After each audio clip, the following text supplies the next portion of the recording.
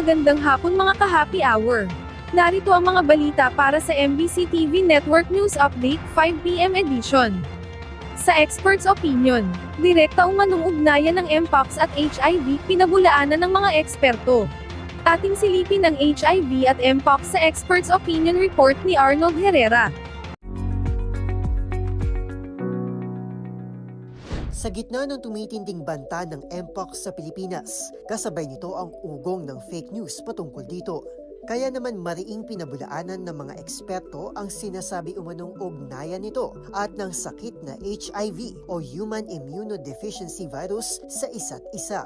Paglilinaw ng infectious disease expert na si Dr. Ronjin Solante, ang Mpox, tulad ng HIV ay pwede ring maipasa sa pamamagitan ng sexual at intimate na kontak tulad ng pakikipagtalik.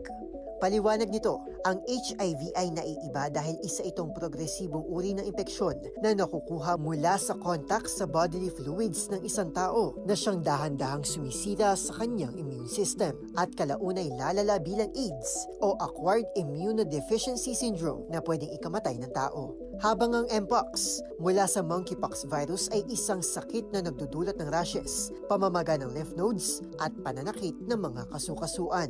Anya, karamihan sa tinatamaan ng Mpox ay mayroon ding HIV dahil mataas ang risk ng parehong virus sa mga taon na may aktibong sexual lifestyle.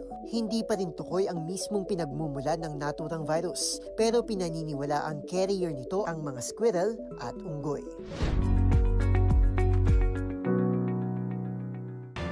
Samantala, ACT-CIS Solent suportado ang SOGIESC Equality Bill. Nagpahayag ng buong suporta si House Deputy Majority Leader at ACT-CIS Party List Representative Erwin Tulfo sa Sexual Orientation and Gender Identity and Expression and Sex Characteristics Equality Bill. Giit ni Tulfo sa pagsasabatas ng panukalang ito ay mapoprotektahan ang mga karapatan ng LGBTQIA+ community sa bansa. Sa kanyang interpelasyon sinabi pa ni Tulfo na bilang isang Katoliko, dating seminarista, sinusuportahan niya ang panukala dahil sa kabila ng pagiging konserbatibo ng simbahang Katolika, mismong ang Santo Papa aniya ay kinikilala ang pagkakaroon ng civil legislation para sa karapatan ng same-sex couples sa pension, health insurance, at inheritance. Bilang isang media practitioner, iminungkahi rin ni Tulfo ang isang epektibong kampanya ng pagpapalaganap ng impormasyon upang ipaalam sa publiko ang tungkol sa nasabing anti-discrimination bill.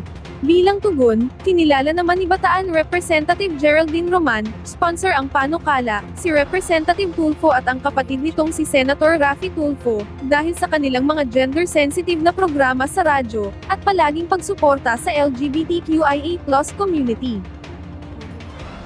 At yan ang mga balita para sa MBC TV Network News Update 5 PM edition. Samahan ninyo kami bukas, mula alas 9 ng umaga, hanggang alas 5 ng hapon.